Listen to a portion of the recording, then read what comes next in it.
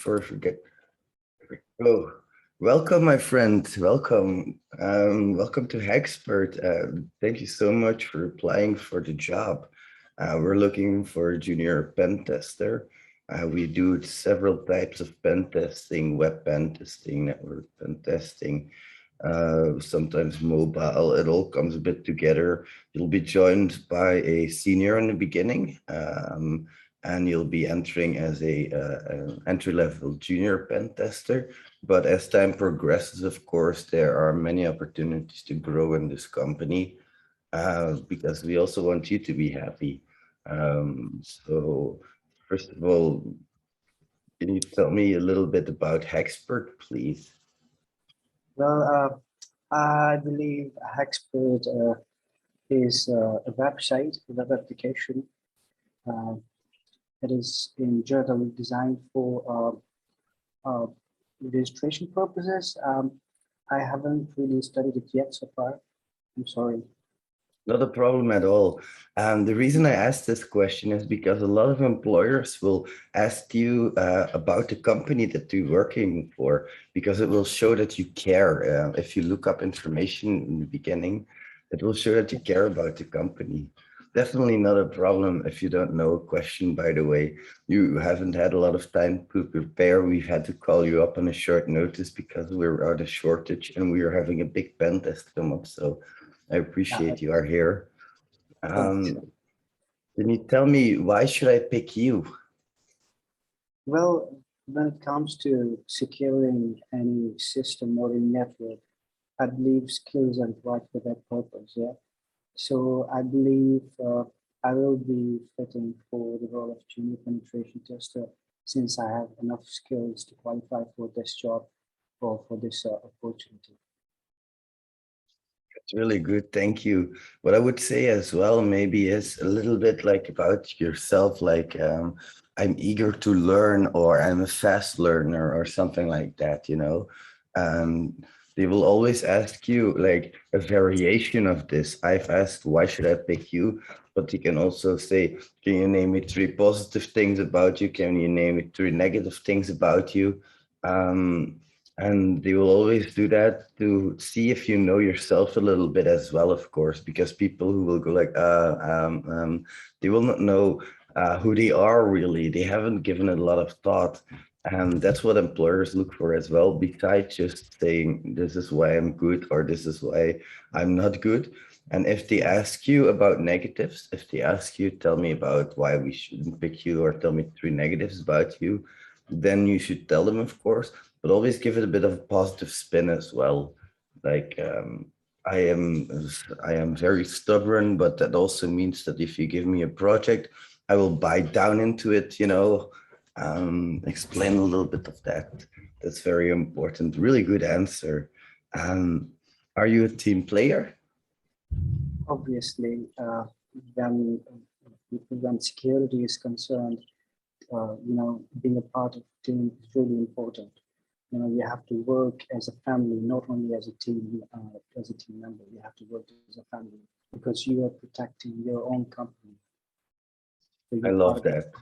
Really important. That's a great answer. That really shows commitment to what you're doing and your goals. That's really important to us, of course, because we don't do pen tests alone. Nobody ever does a pen test alone. Everything is always peer reviewed. And we do that to ensure quality, of course, but also to ensure coverage. That's really important. And we want to have the client to be safe, of course.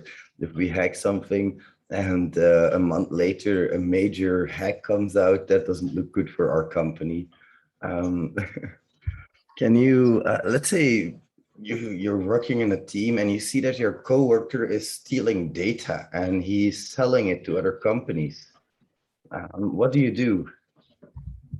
Well, this is a typical insider threat attack. This is a typical insider threat, and we have to deal it, swiftly and quickly as possible, because insider threats are a real problem for any sort of company. So what I would do is, if I'm a member of the team, I would definitely report that person to my supervisor. Obviously, that is the ethical and legal thing to do. That's definitely a great answer. You have to show that you are willing to take action when it comes to it. If you really have to, you're willing to show action. So that's a really good answer. I love that. Can you tell me a bit about the types of pen tests that there are? Well, penetration testing in general, there are multiple types of penetration testing. Like there will be penetration testing on like external and internal pen testing. Maybe there will be web applications you have to penetrate or you have to test, or there will be systems you have to penetrate or test. So I believe these are parts or types of penetration testing that are as far as I know. Definitely a great answer. And sometimes it's even more than a system, it's a network or even multiple networks if you're talking about an organization. And you don't have to explain everything, of course, because it's a junior level position. What you can do is you can also say API pen testing, mobile pen testing, IoT pen testing, any of the Yes. upcoming technologies. There's a whole list of different types of pen tests that are existing, but it's also excellent that you talked about external versus internal pen testing. That's very important as well. What position are we in? Are we in an external or an internal position? That's very important. Great that you talked about that. So there's also like the automated and manual type of pen testing, of course. That's also something you can say. It's a very broad question, and it's on purpose because they want to see what you can come up with. That's basically their whole goal there. Can you tell me about 2 OWASP top 10 items, please? Well, there is cross-site scripting, server-sided request forgery, cross-origin resource sharing exploitation, and there are local file inclusion, path traversal attacks, and remote file inclusion, and I would say cross-site request forgery, and API exploitation, and information disclosure, sensitive information disclosure, and OS command injection, and well, the list goes on and on. I believe it's a quite a big list. Definitely, that's a great answer already. A few of them I think are not on the OWASP top 10 that you named, but it's okay. It always helps if you go into detail as well. Like, cross-site scripting. Okay, you can do that. That's basically JavaScript whenever you have unsanitized data that is passed from the user as input to the program or something like that. You can talk about what it is a little bit. You don't have to explain too much about it, but it will certainly help. And I said 2 OWASP top 10 items, so you don't have to name that many. You could just name 2 and then just go into detail there. But that happens a lot to me when I'm nervous as well. Like they will ask me something and I will say like 5 items instead of 2. Don't worry about it too much. So what's your favorite web exploit? My favorite web exploit would be, well, the vulnerability in the file upload. My favorite would be the path traversal, to be honest. I work with that a lot, and it is really hard to find the path traversal because you have to go through many endpoints. You have to fuzz every parameter you find. You have to look for hidden parameters. So I believe it's a quite hard task to do. Exactly. And also, of course, you have to look for filters. And if you can bypass those filters, great answer.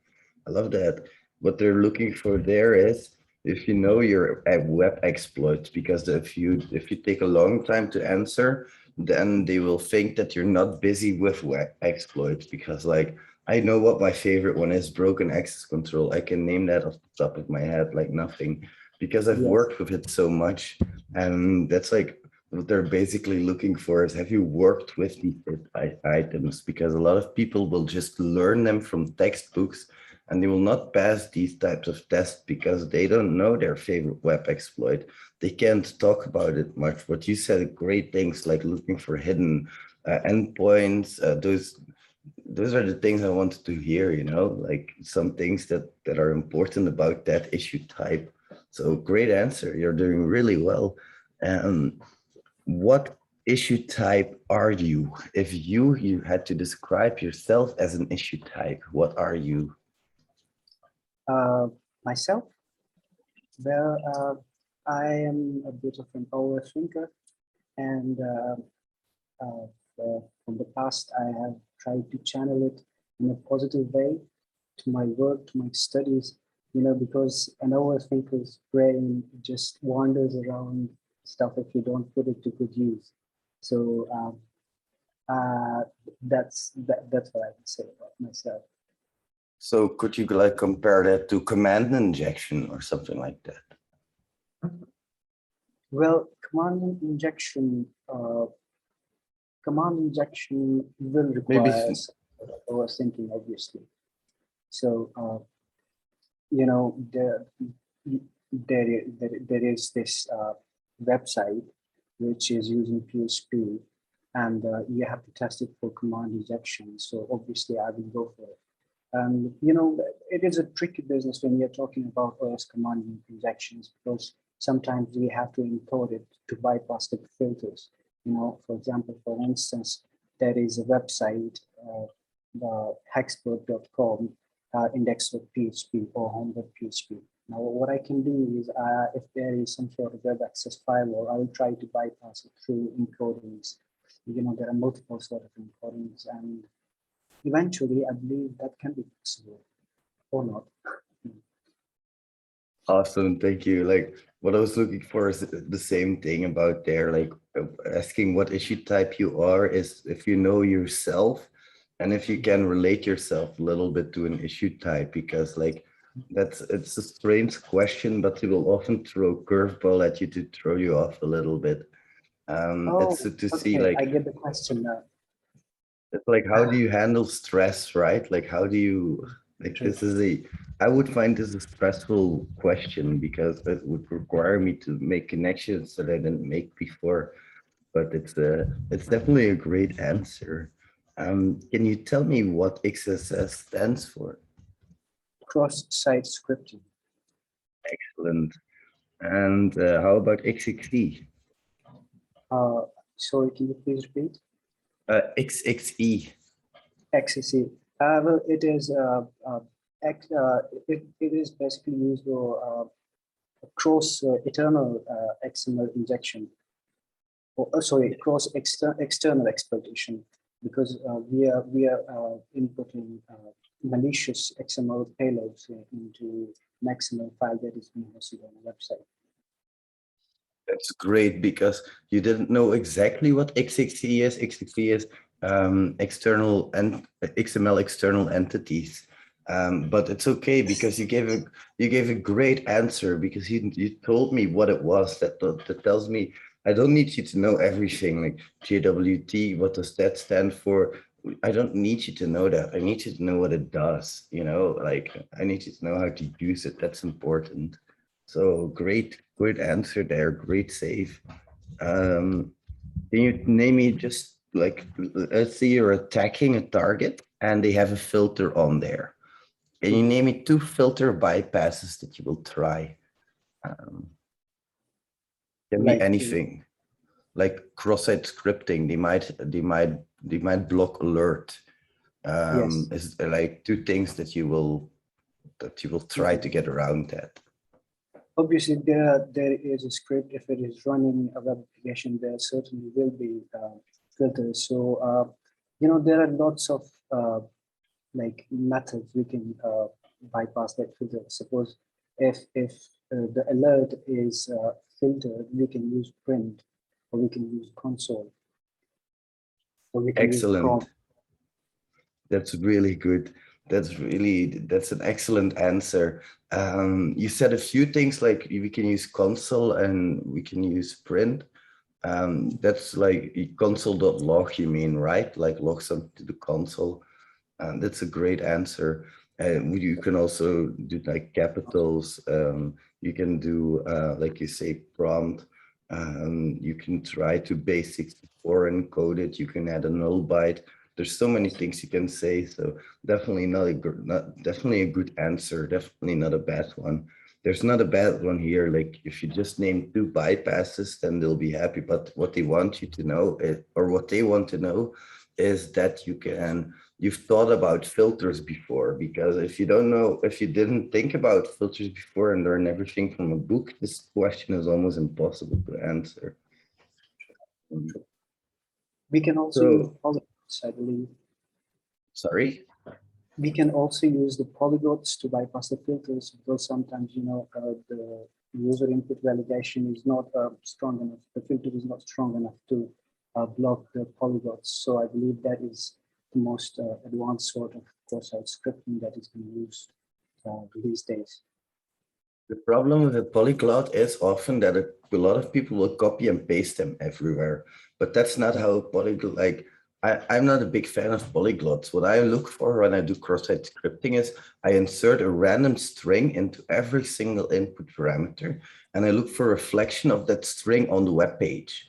And then if I see reflection on the web page, then I'm going to investigate what context I am in, whether it's the JavaScript or HTML or HTML tag attribute, and then I will craft my payload based on that.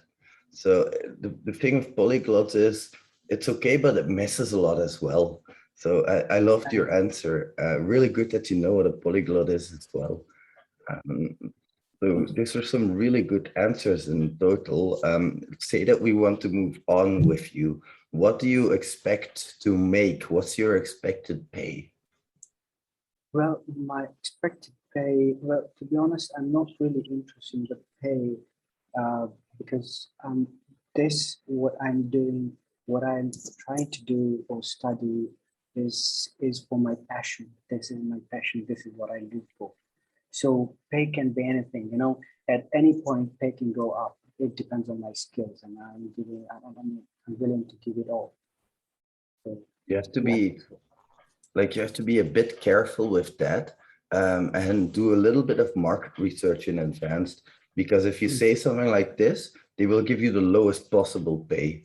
They will be like, okay, we will go the lowest possible amount, because the companies only think about the bottom line in the end. If they can give you an undercut, they will undercut you. It's as simple as that.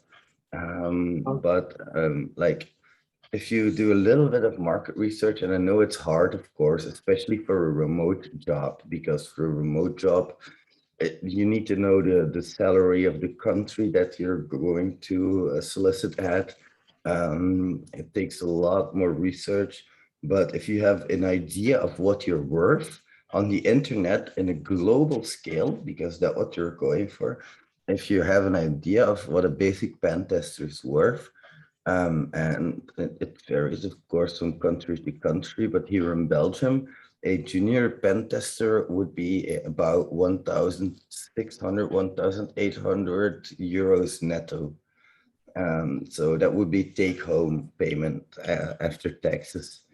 Um, let's say, of course, we have a lot of deadlines as well that we have to make, and sometimes we have to do overtime and work in the weekends. Is that something that you would like to do as well, or?